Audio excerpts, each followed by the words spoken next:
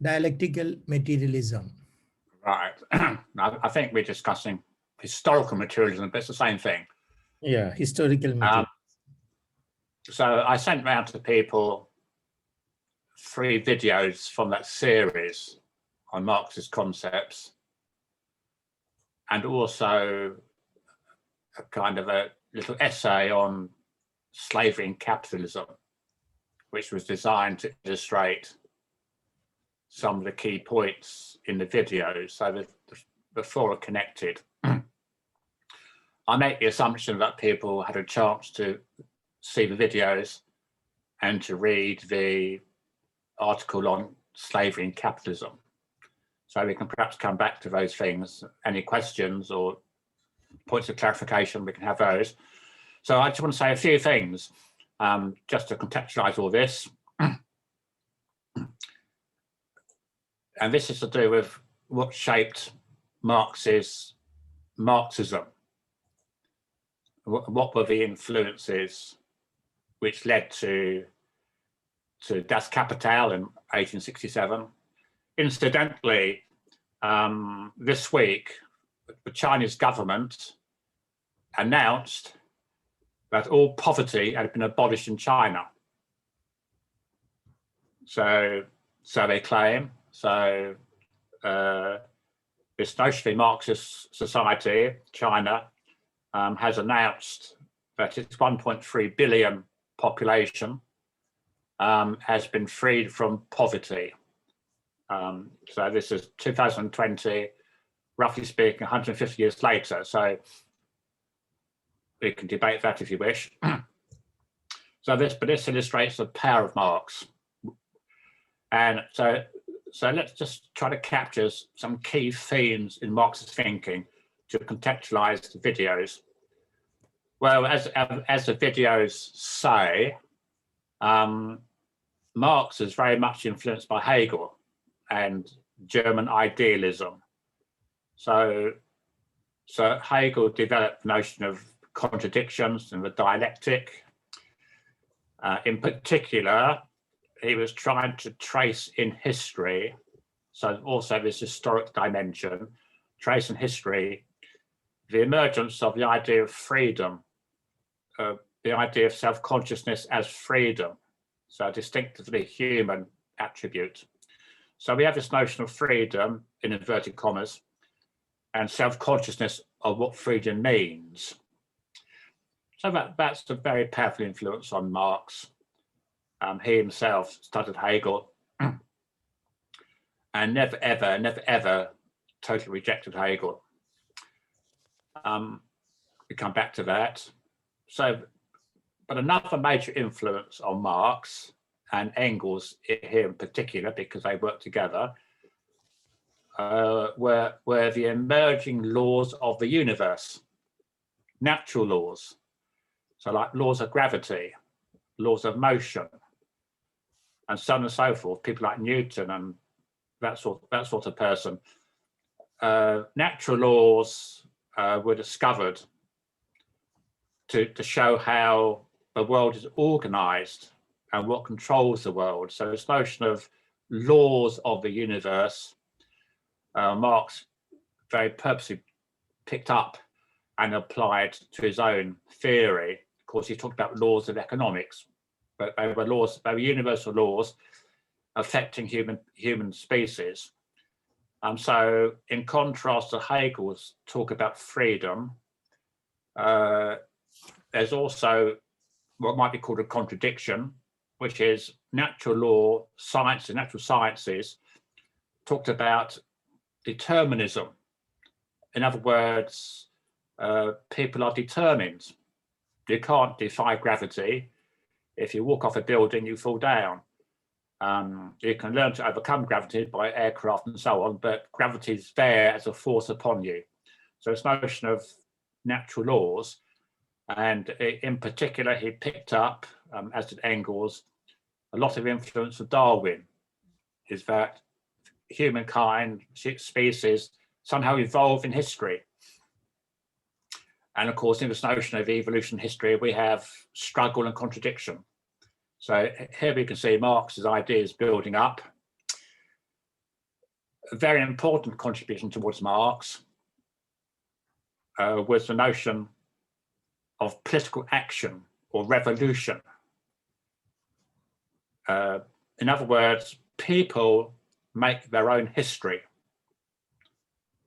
So he's talking here about human agency through combinations, collectivities, movements and parties, struggle. And here he looked to the French political activists. He looked to the French Revolution, the 1848 revolutions across Europe, the 1871 Paris Commune. He drew upon and was inspired by, although he ultimately rejected, the socialists of that era. He called them idealist socialists or utopian socialists, but nonetheless, the recognition that the world was based upon inequality, on domination by an elite, that the masses were dominated and kept down. They were dispossessed. This notion of injustice and an attempt by people who suffer injustice to overcome injustice.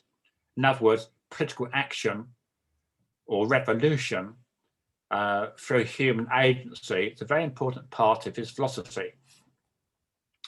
And Marxists have spent 100 years working out what to do, as Lenin put it, what is to be done. And of course, this comes to the fourth major influence, maybe the most important influence on Marx, which was, of course, British political economy. He looked to people like Adam Smith, Ricardo, John Stuart Mill, Malthus, who's famous for populations, but he's also an economist. All those people talked about labour being the core of value. But out of labour, value emerges.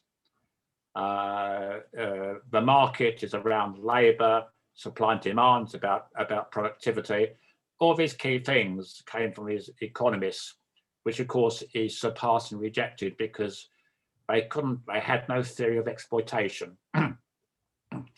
But nonetheless, so if you want to put Marx together, he was a German idealist, he was a French revolutionary, he was a natural scientist, and he was also a British political economist. All these things together, which produces his notion of historical materialism, dialectical materialism.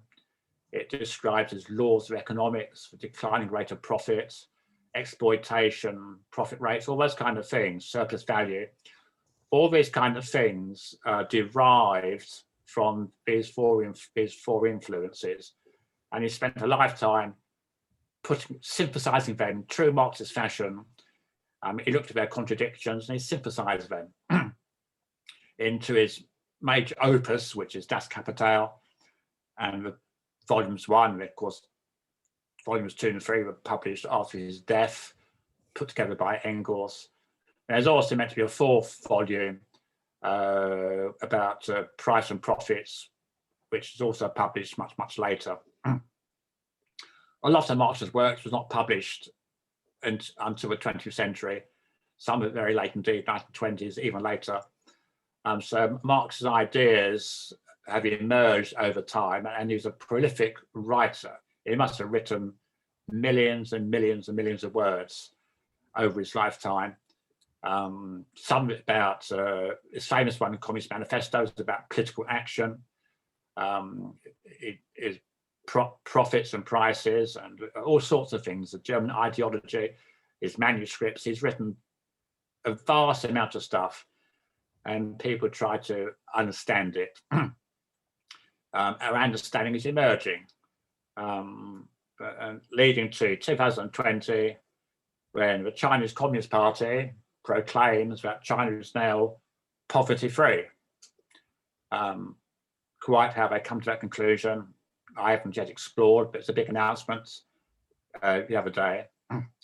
So I was stopped there because you've seen the videos. Hopefully you managed to dip into the notes on slavery and capitalism, And really, in one sense, slavery and capitalism, but the relationships between the two are very fruitful to explore things around superstructure, infrastructure, contradictions, historical materialism. In one sense, that particular theme captures the whole of Marx. And of course, when we talk about slavery, we are talking about the North Atlantic variety, slavery of Africans sent across to the Americas and to the Caribbean. There are major slave routes going through Sahara and East Africa to Saudi Arabia, to India and other places. Around, no one knows the true figures, but around 12 to 14 million enslaved Africans are sent across to the Americas over a couple of centuries. The East African slave trade, which was run by mainly Arabs, Arab Muslims, that slave trade started much earlier, around the time of Muhammad, and it didn't really finish well into the 20th century. And their estimates of around another 12 to 40 million people were enslaved.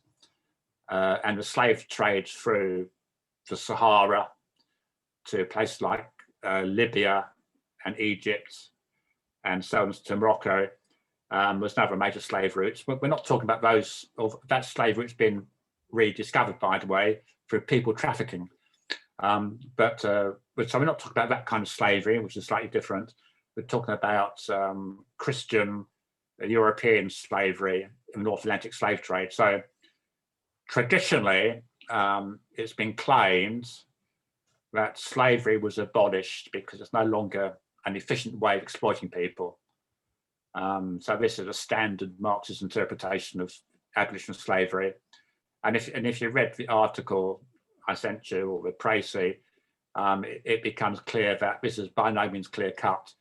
So we can have this discussion, if you wish, about the relationship between ideas and economic activity. So that's a very rich area for discussion, still controversial. So I'll stop there because people have hopefully read the article and the videos. So let's have a discussion on what you've read and heard and seen. Okay, let's start a discussion. So you need to unmute yourselves if you're going to speak, yeah. Yeah, those who You may have some questions on what you've read or heard, so that's also, we can explore points of clarification.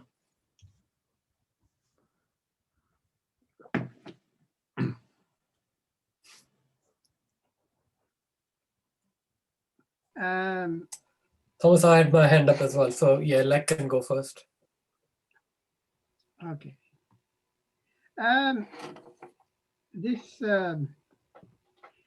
This idea about, well, the distinction between materialism and idealism is an interesting one.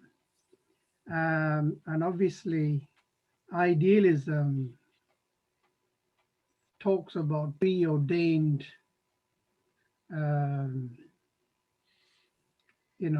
sequences of event, whereas materialism, it counteracts that nothing is predetermined, that whatever next event happens is a cause and effect of the preceding events. And I think this was an attempt to tackle the religious ideas that no matter what you do, it's this is what your life is, this is what you're destined to be. And so there was a sharp, obviously, a demarcation and two-way for the Marxist to travel. What intrigues me is that when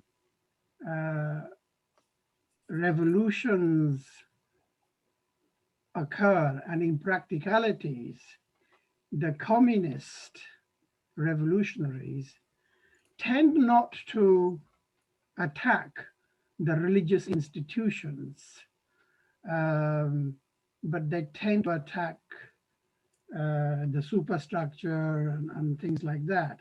Well, religion is part of the superstructure, we do admit. And yet, and I find that a little bit bizarre in a way. And I think somewhere along the line, it's realized that even in the religious world, there is contradictions within themselves, and it's that contradiction which plays to the benefit of revolutionary forces. So I'm just wondering that, was it is it a deliberate, conscious move forward, not to directly tackle the religious institutions, but to tackle the economic forces, the productive forces? Well, Marx famously said that religion is the opium of the masses. So it was criticised quite severely by Marx, religion, and especially religion. For Marx, religion was a way of suppressing people by promising a life after death which would be better. In other words, religion is designed to keep people quiet, to know your place, not to challenge authority. In other words, the heaven or paradise, nirvana, these are things people can have in the next life. So religion is very much part of the ideology of the oppressor, and therefore is condemned for that. Of course, in the French Revolution, priests were rounded up and they were beheaded. In many revolutions, there has been an attempt by Marxist parties to suppress religion. If you look at, for example, in Tibet with the Chinese Communist Party, all over the place, the attempt, of course, in China to remove the Uyghur Muslim groups, that's because of their religion. So I don't think it's true to say that Marxists have ignored religion. I don't think that's true. In practice, there has been kind of compromises because religion is very, very powerful. So even in the Soviet Union, although atheism was the official policy of the state, and people who were religious were treated with a certain degree of suspicion, they allowed a low-key existence as long as they didn't make too much of a noise, because so many people are and were religious. So you're quite right to point out that Marxism has been ambiguous towards religion, not in theory, just in practice, because of the implications, the practicalities of trying to eliminate religion as a kind of a social force. So does that make sense? Right. And then what other people? Sorry, Paul. In theory, there is no confusion, that the Marxists have a very alternative view to life. But it is like, even in general conflicts, we see that we tend to treat Islam as with kid gloves. We tend to talk about fundamentalist religions, or even whether it's Sikhism or whether it's Christianity. We tend to criticize and go after the fundamentalist religions rather than the religion itself. I'm not saying that we should, but I find that I don't know whether it's a neglect, if that's the right word, Maybe we are looking for positive contradictions within each religions to come out instead in favor of overthrow of the bourgeoisie. I don't know. Maybe I'm going off the track actually. Oh, you're making a valid point. Yeah, yeah. It illustrates the complexities of contradictions. For example, I know that Naeem wants to come in here. For example, Einstein believed in God. Okay, you know, many Marxists, at least many socialists, also believe in God. You know, there are many Jewish Marxists and socialists who were religious. So we're faced with contradictions all the time. There must be many Hindus who believe in Hindu religion, but also Marxists. You know, the two get blended because that's the in South America, so-called liberation theology is Marxist inspired. You know, so it's complicated. Yeah, Naeem is very keen to get in here. Naeem, yeah. Yeah, nice. There are a few things I wanted to raise. I mean, first of all, I think one of the most incorrectly quoted Marx is the question on religion, right? I think he says is the opium of the masses, but he then goes on to say it's also the sigh of the oppressed. And I think opium's got to be understood. It was a painkiller in his time and a very widely used painkiller in his time, certainly. It probably still is. And I think that's the point that Marx was trying to make. He wasn't denouncing religion. He wasn't making any comments about the existence or non-existence of God. So we've got to separate from the belief in God with the religion itself. Religion plays a part, and I think Marx defined it as a sigh of the oppressed. And that's why he called it the opium of the masses. And I think that's got to be understood as well. And in fact, a lot of the religion has actually played a role in changing. I mean, even if you put it in the context of the subcontinent, I mean, the revolutionary poets, people like Allama Iqbal, and they had they came from a religious perspective. The Methodist movement, even in Britain, and the civil war that took place here was shrouded in religion as well. So I mean, I think that's got to be understood as a completely separate subject that we need to look at. But I think the other thing is that in dialectics, there is what Marx was looking at was dialectics in the context of material conditions, whereas Hegel was dialectics in the ideal, in the context of ideas. He thought that ideas evolved through debate, through contradiction. What Marx said was that society developed through contradictions, and these are material contradictions. So even in physics or chemistry, everything else, when a material develops, it is as a result of contradictions between two aspects. So that's that. The other thing is everything is in a constant process of change. So you have a quantitative change. So for example, if you look at water, if you heat it up gradually, it rises in temperature. This is a quantitative change, but a stage is reached where water turns into steam, and that's in physical sense is a revolution. Something totally different has been created. So I think that also is quality and quantity. I think Paul talked about China, and it took 175 years or whatever. I think that also is a wrong timeline, because what you were looking at in China prevented its development for a long period of time because of colonialism and semi-colonialism that had occupied. So it was, what you got to look at is from 1948.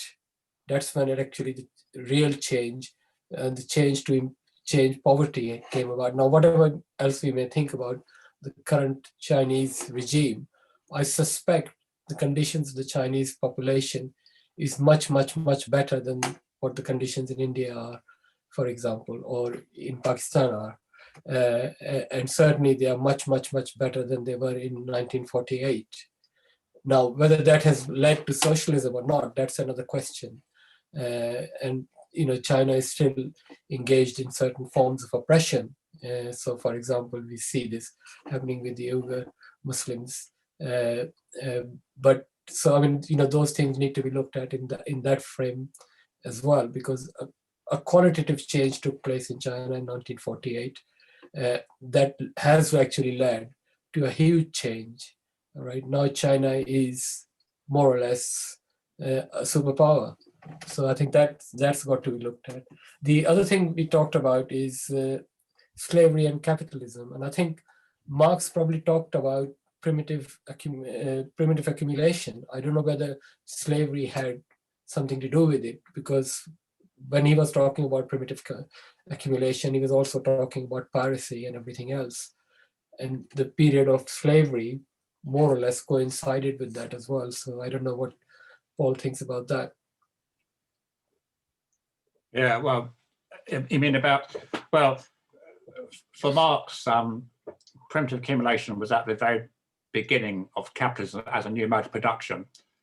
And it involved physical large-scale theft, theft of lands, the removal of peasants from their homesteads. So primitive, it's called primitive accumulation in a technical sense. It was not the sophisticated accumulation to do with profit margins and mature capitalism. So it's an earlier form of capitalism, which was necessary to kickstart the capitalist revolution. So slavery of a North Atlantic variety was also kind of wholesale theft. Is that people were stolen from African heartlands. They were literally rounded up by slavers, who then sold on these slaves to Europeans on the coast. They got to America, the indigenous populations, the First Nation peoples were wiped out and removed, and their lands were taken. So the plantation economy of the Caribbean and North America, and indeed South America, didn't just involve the theft of people in the millions, as I mentioned, around 14 million. It also involved the theft of land in these new worlds, new to the Europeans. So primitive accumulation is a part of the emerging dialectic of slavery. It's all part and parcel. In the video talks about major contradictions and minor ones, and principal contradictions, and so on and so forth. So the major one was, of course, the wholesale theft of people, and also the removal of people in the Americas to be replaced by Europeans, who then had plantations full of slaves. So connected to slavery from Africa is also a connection to the removal of indigenous peoples, their own genocide in Central, North and South America. It's all connected, as we would know from dialectics. Yeah.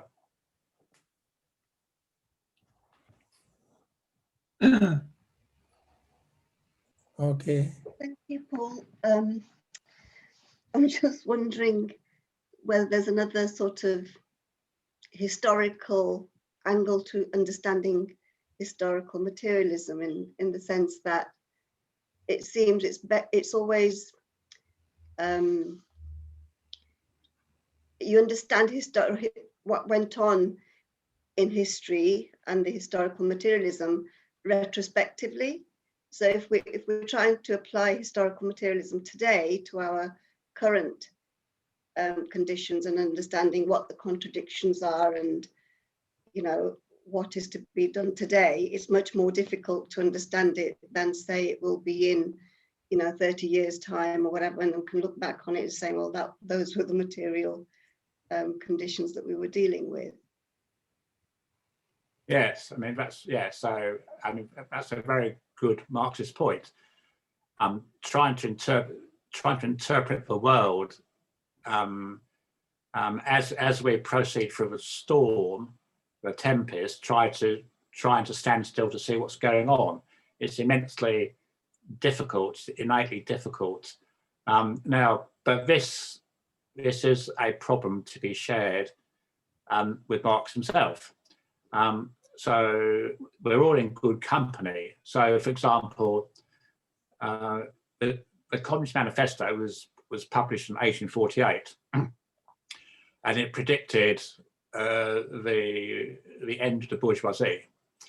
In 1848, 1849, the whole of Europe broke out into revolution, and Marx, starting in France, went into Germany and elsewhere. Every country was affected.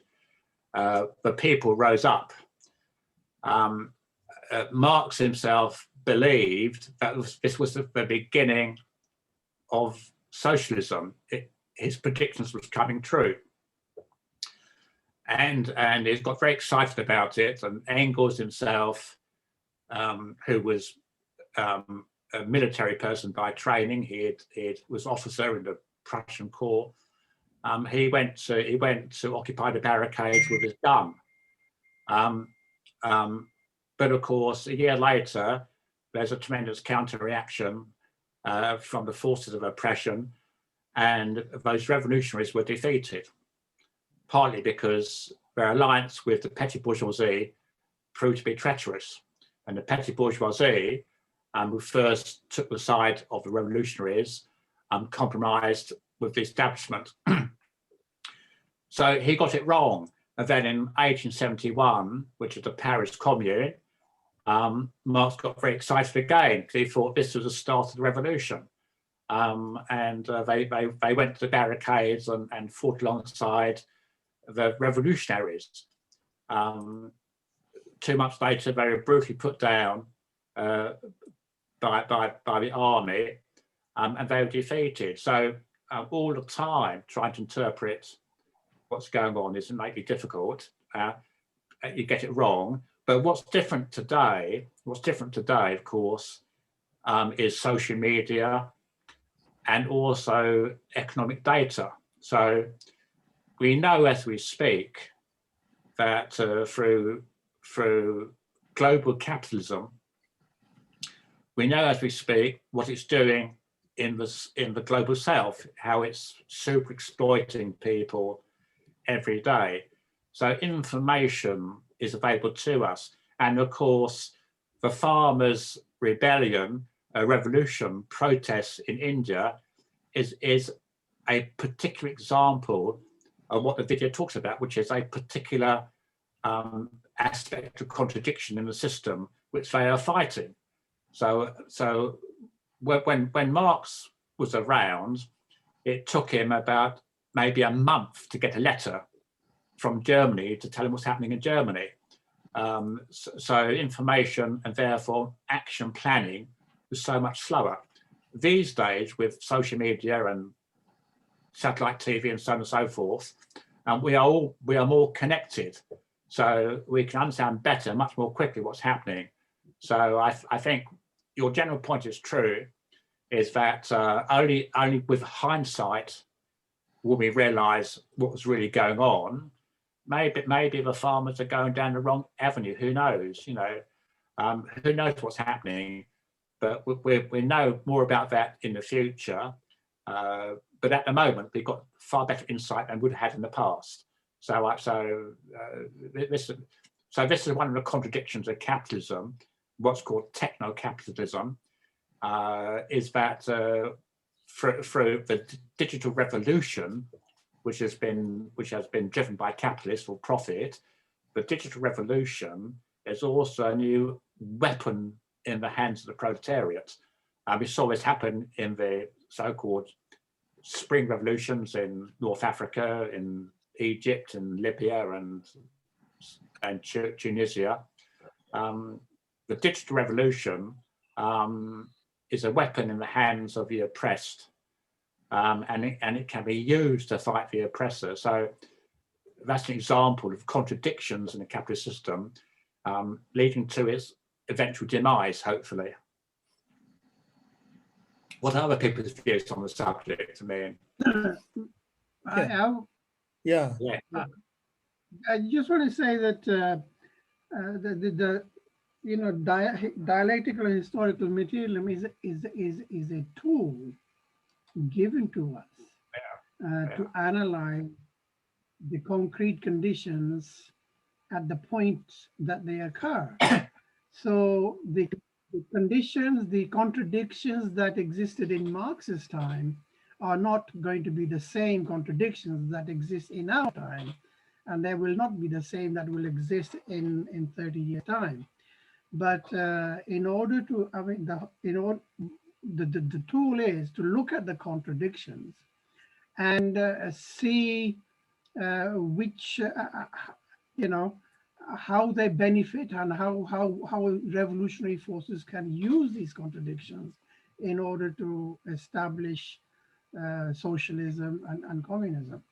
So, this is the whole thing about dialectical historical materialism, that what is true today may not be true tomorrow because society evolves and through time. yeah. I mean, if you take, for example, the emancipation of the working classes, well, this can be traced all the way back to, say, the Chartists in England in the 19th century, up to today, when people are fighting to be enfranchised and have a meaningful vote. So, to democracy itself, the enfranchisement of the masses has been a struggle, but it's a struggle. You can see the general trend of things, that more and more people manage to acquire the vote, whatever that may be worth. But the actual struggles themselves, the particular struggles out of which another struggle is built, were toll puddle martyrs in 1832, they organised to protest against their wage decreases.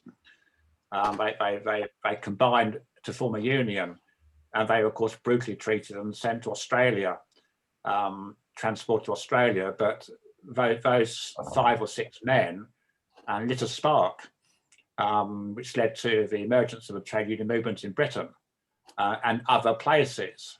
So that there are now trade unions all around the world, fighting for terms and conditions, fighting for better pay, fighting for recognition, all over the place. And the latest one, of course, is the defeat of Uber in the High Court.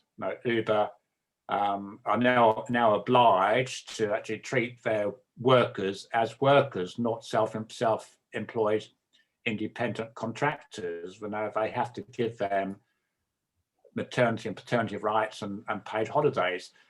So each particular victory, and many defeats, of course, but each little victory builds up a momentum. And at some point, maybe it switches over from quantity to, as Naim says, from quantity to quality. There's a qualitative change. And as Naim points out, in China, one of the poorest countries in the world in 1948, for whatever reason, millions and millions of people have been dragged out of poverty. It may have come at a certain price, but that's another story. Anything is possible. This is the nature of contradictions and how they're managed by leading cadres. So hence we have notion of vanguard parties. You can't have qualitative changes and improvements unless you have a body of people, a vanguard, on top of their game, analysing trends and organising people.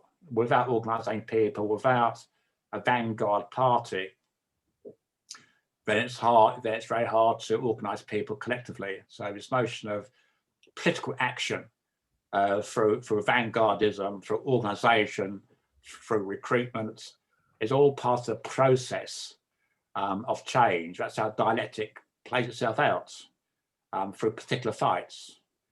And each fight is an incremental move, or maybe a step backwards sometimes, in that fight. So Hegel's notion of freedom as an abstract concept of self-consciousness is played out through struggles and fights of individuals, particular classes, the fights between black people, for their recognition, the fights against racism, for gender abuse, all these kind of things are examples of particular contradictions being fought out at a kind of a local level. Anyway, other people's thoughts on the subject. Okay, Kalpana and then Abu. Yeah, just quick. I mean, the way I understood dialectical materialism is in sort of scientific term of chemistry and the opposites. And I think that was quite a good way for me to understand it, about positive and negative, and the idea one can turn into another. I think there's always that, there was that concept of things can become opposite or turn into its opposite. So something that's quite revolutionary at one point in time can itself become counter-revolutionary or non-progressive in another historical time or another situation. And you see that quite a lot. I mean, a lot of the sort of student leaders or revolutionary leaders and things who, you know, on a world scale have led fight against colonialism or imperialism, colonialist rulers and things, later on turning into dictators themselves and all that sort of thing. So I think so that way I understand dialectics, that nothing is permanent, nothing is fixed, and things are in constant motion, and physics and things will also support that. Everything is constant motion, and it's how we translate that into more political struggles. I think it's the difficulty. I mean, we don't have unity about all that, but I think that was the way I understood dialectics. The other interesting thing, Paul, I've not come across because I haven't read that much about the slavery and things that was the first time sort of I understood. And I think I agree with that concept, that it's not a sort of straight progression from feudalism, capitalism, socialism. It's not a linear progress. And similarly in slavery, as slave conditions and things have continued along with development of capitalism. I thought that was quite a much more complex and much more nuanced way of looking at things. And we know that because, I mean, there's now stuff coming out about Homo sapiens versus Neanderthal. And now they're saying that the Neanderthal communities existed, society existed in parallel with the Homo sapiens. Whereas our initial knowledge was that they were separate. One overtook the other, overran the other. So in a way, I think all this, however we define it, is our way of understanding what's happening. And in a way, by trying to understand it, we tend to simplify things and we give it labels and, but it's a lot more complex than that. But I mean, I would agree that, I would support dialectical materialism, historical materialism. I think ideas do come from what's happening around us, and ideas do develop by having two opposite ideas and sort of trying to sort out and developing and taking it to a next level, if you like. Absolutely, yeah. I mean, you've given a very good summary there of the whole process. The thing to bear in mind here is that there is in Marxism historically, often linked to the Soviet Union, an attempt to simplify what Marx actually said. And it's not uncommon for Marxists of a certain kind, of a certain era, to say that everything comes from the infrastructure, that the superstructure is totally parasitic upon and supports the infrastructure. Straightforward and material interest manifest as a set of ideas. Now, Marx never ever said that was the case. He said the two are very much connected. So in one, I think in that article, they refers to the zig of ideas and the zag of economics, zigzag, okay? You can't have a zig without a zag. They are connected and they interplay with each other. And the simple answer to this crude deterministic approach is to look at Marx himself. Marx himself was born into a rich family. His father owned vineyards. His father became a lawyer. His father converted from Judaism to become a Catholic. Marx himself lived a bourgeois life. He had servants. He always kept a servant at home. At one point, he had 2 servants and a private secretary. He sent his children, sent his girls to a ladies' finishing school. He was very bourgeois. And look at Engels, who inherited what was these days be worth millions of pounds from his father's factory in Manchester. How come these privileged 2 people were able to break the entrapment of infrastructure? Where did their ideas come from? In other words, they had some ideas. First of all, Marx's ideas actually shaped understanding of infrastructure, the hidden exploitation. Marx discovered exploitation as a scientific phenomena, not as a moral point. Many socialists prior to Marx talked about exploitation as a moral issue. It was morally wrong. Marx said, yes, it's morally wrong, but underneath that, there's a scientific basis to it. It's called surplus value and the rate of exploitation, that sort of thing.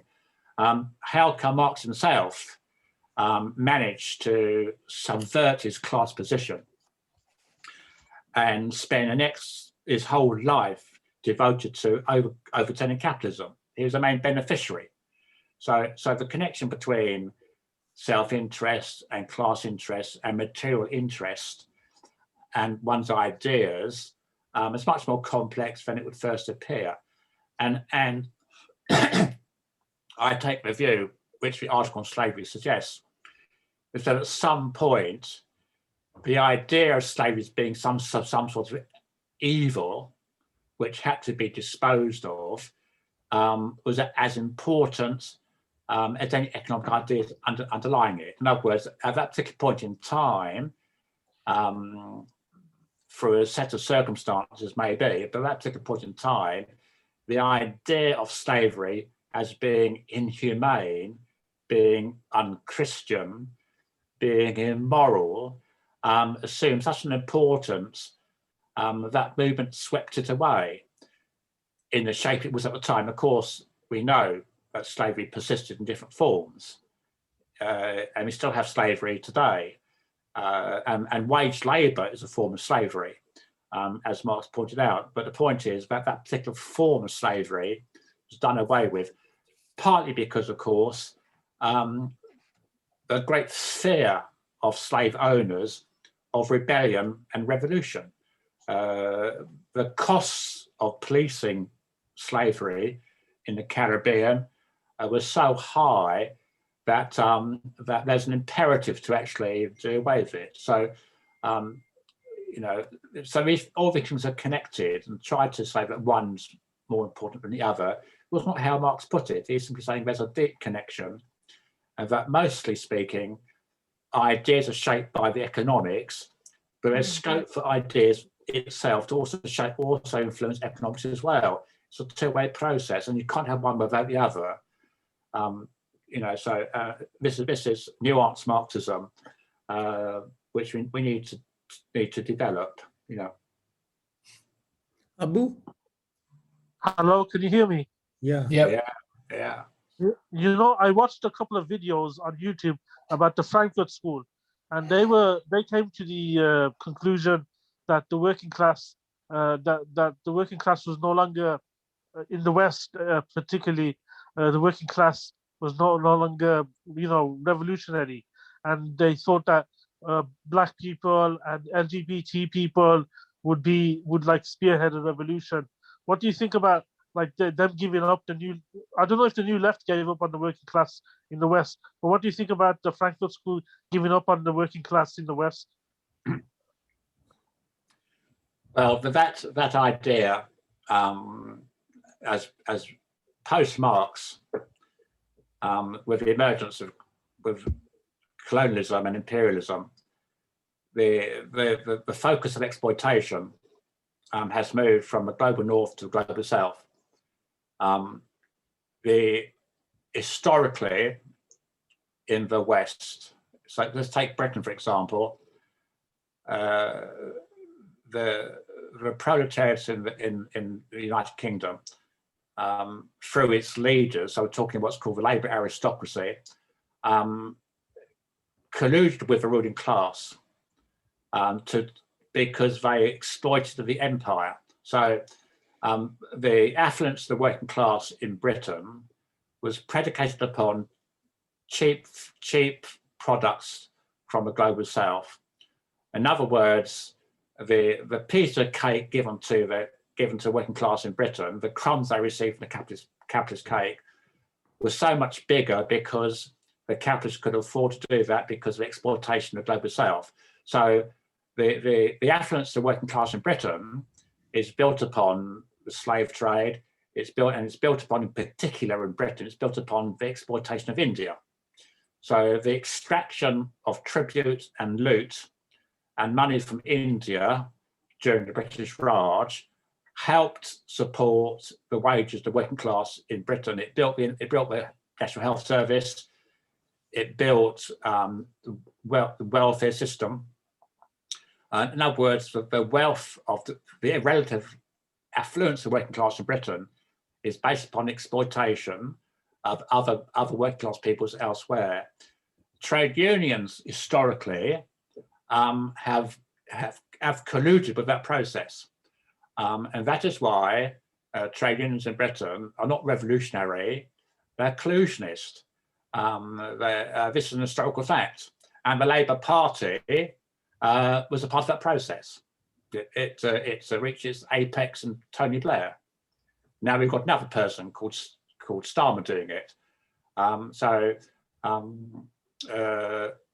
And of course, the working class, which aren't part of the working class aristocracy, the so-called left behinders, they're demoralised. They become the lumpen proletariat. They no longer work in factories. They're mostly unemployed. If they have jobs, it's in precarious jobs, poorly paid jobs. They're not organised very much, and they become demoralised. They are the lumpen proletariat. So the real source of action, radical revolutionary action, has taken place in the global south, not in the traditional heartlands of capitalism. Their heyday is gone. Their problem is that in the 19th and 20th century, the labour movements in Britain but elsewhere colluded with imperialism because they were also indirectly beneficiaries. And we are now where we are because of that. How do we get to the politics to become more working class based?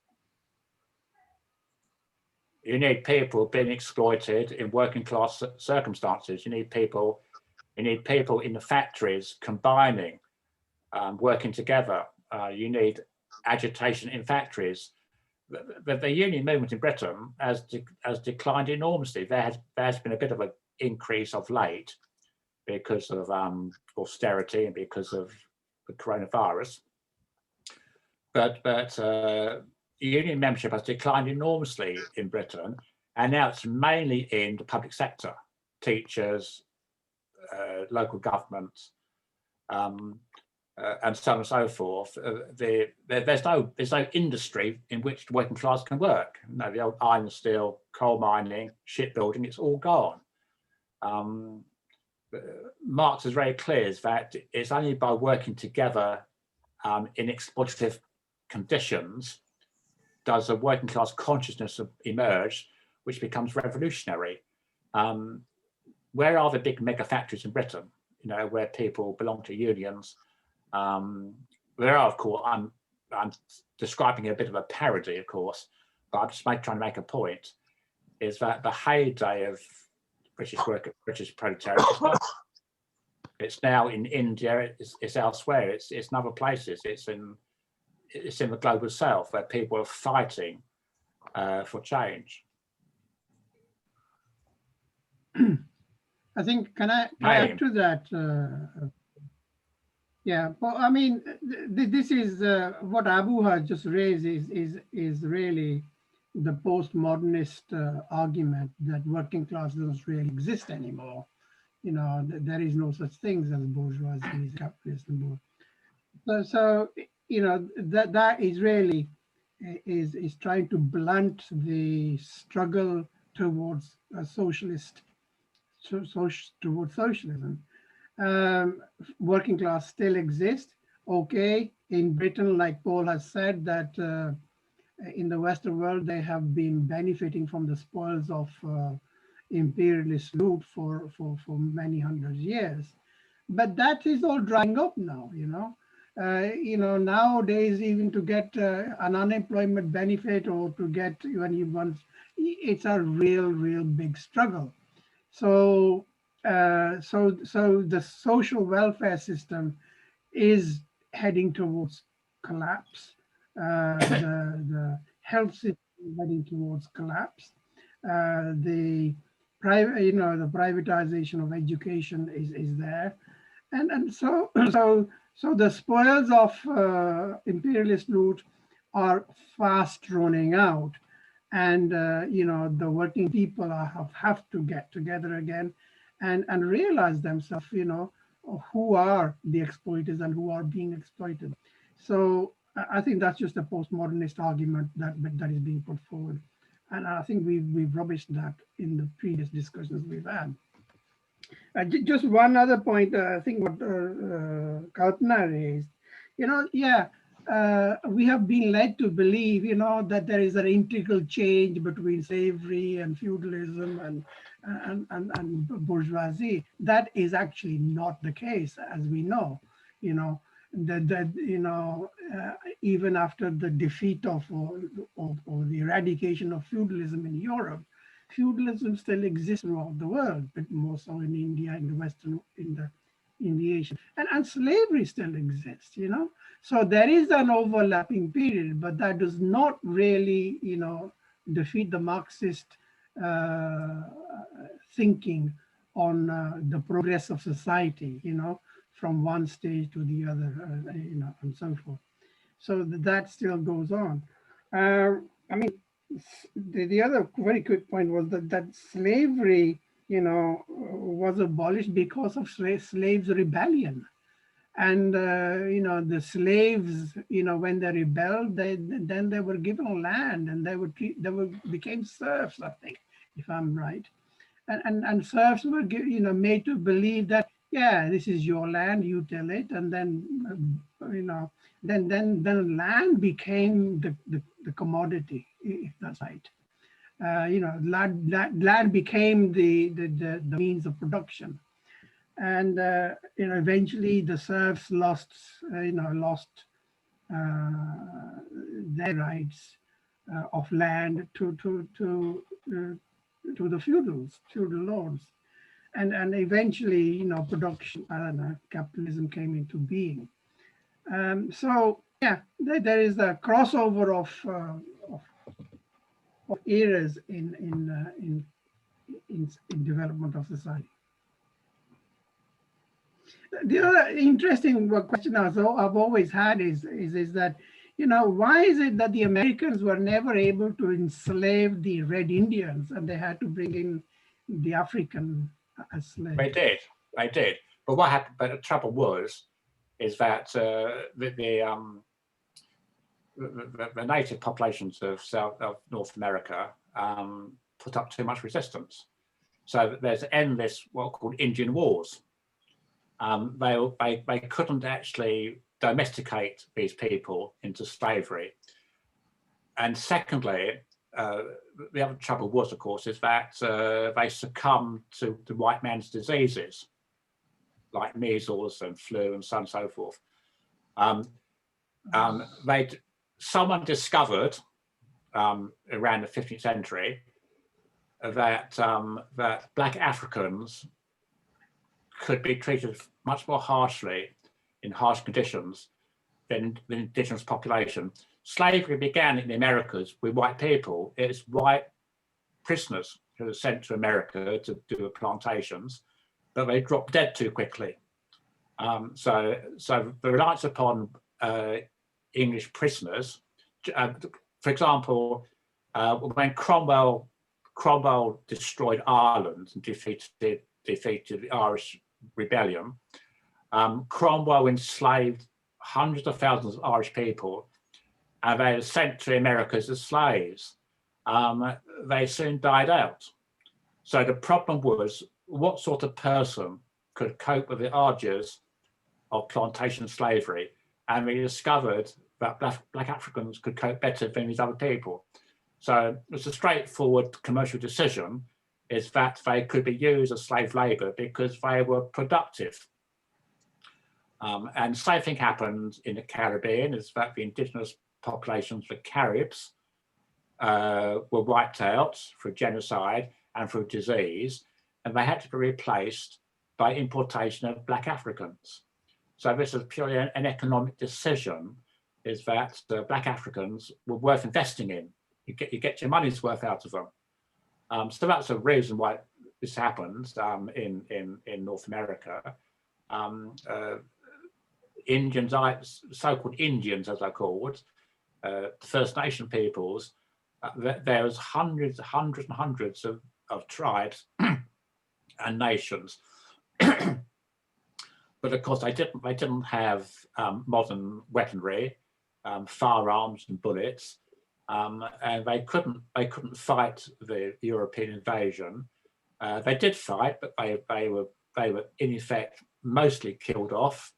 So it's called genocide.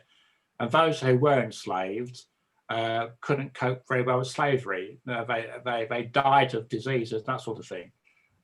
If you're a capitalist with a plantation, you want strong, in a main, young men who can spend 12 hours a day working in the fields.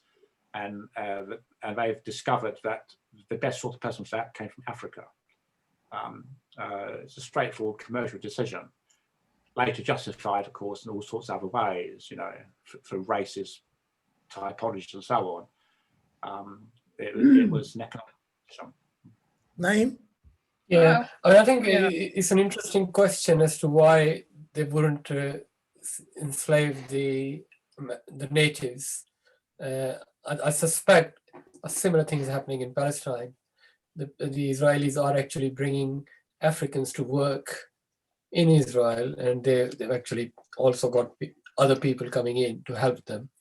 But they wouldn't have the Palestinians because the Palestinians were offering too much resistance. I think the natives would always be much better placed to resist a foreign occupation than people who are brought out from the foreign world to come and help this foreign occupation. So I think that's what happened there. And I think we saw this happening in the subcontinent when Britain were colonized India.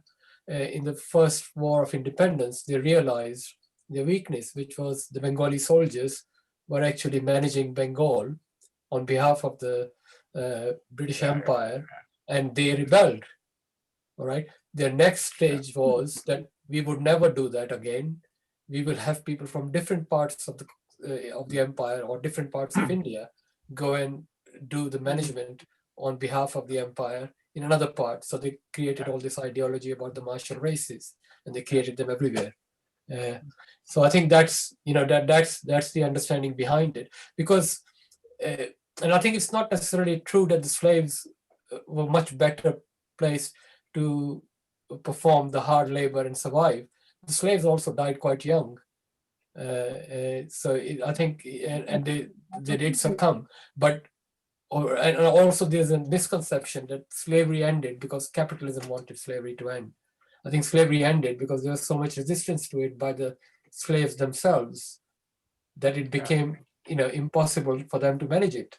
And I think that's the contradiction between the slave owners and the slaves that ultimately led to the defeat of slavery and to the downfall of slave system. So I think that's how I would put that situation. Yeah, Not- you make, I can I just make I think you're right. It is very much more difficult to enslave people on their own land because they know the terrain and they know how to fight. Whereas when you displace Black Africans, into a totally alien land, they cannot really, be one with the land. So it makes it much more difficult for them to actually. But they learn over the period of time, and then they rebelled against slavery. you're making Over a period of time. you're making here a very important point about slavery. So people who studied slavery, historians of slavery in all parts of the world, point to one important thing in slavery, which is the dislocation of the slave. So slavery flourishes. Slavery is an economically useful activity if you remove a slave from their homeland. So dislocation of a slave far away from their family, from their kinship, from their village, from their sense of belonging, is an important part of the mechanism of slavery. So the further you're moved away from your homeland, the more enslaved you become. And this is a key point in slavery. So slaves are always removed from somewhere to somewhere else as a part of the enslavement process. Psychologically, the distance from where you used to live to where you're now enslaved is very important. This notion of distance is psychologically very powerful. It destroys a person, it undermines them, they feel lost, they feel out of themselves, they feel alienated. And this is the key dimension of slavery. So the Romans did it. They enslaved people, say, in Britain, and they were taken to Egypt to be slaves. Moving as slaves are part of the process of enslavement. So part of the psychology of enslavement. So it's a very important point, which you've both made here. It's a very important point to remember. Okay, shall we wind up? 8:15. Okay. Anybody want to say anything? Naeem, Malik. I just wanted to say something. I want to a different point. It's mentioned in one of the videos. I think we do have to pay attention to the fact that Marx and his whole heritage, his whole legacy was a European one, and his analysis was based on the European tradition, European thought, and essentially his analysis was based on European conditions as well.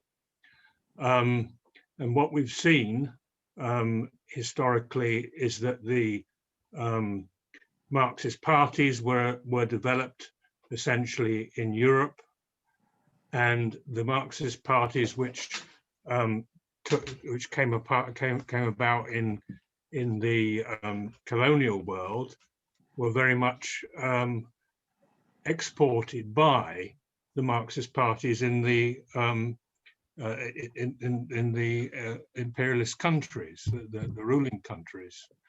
And generally speaking, those Marxist parties, the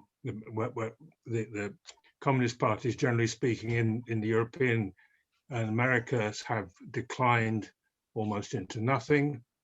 And the communist parties in the colonial world, generally speaking, have been failures, sometimes following the same route as in the home countries, and sometimes taking their own route into failure. The the exception, of course, is China, where the Chinese Communist Party applied dialectic materialism, Marxist principles in Chinese conditions, and very much adapted it in a way which was extremely inventive and different from the ideas that were circulating in the metropolis. But I think that the question of Marxism itself being Eurocentric is something that needs to be addressed quite carefully. And it may well be that the revolutionary ideologies that have to emerge in the oppressed countries will have to break away from the Eurocentric aspects of traditional Marxism. Whether that means that they can develop dialectical materialism differently, whether dialectical materialism is itself something that's Eurocentric, I don't know. These are questions I think need to be looked at. I think that is very true in the case of India, whereas the feudal relations are superimposed by caste relations, and the caste relations were never to be seen in Europe at the time of Marx. So this is why I think a new thinking or new contradictions that exist there has to be looked at on its own merit. And feudalism ended in Europe the way it did is not necessarily going to end in India in a similar fashion.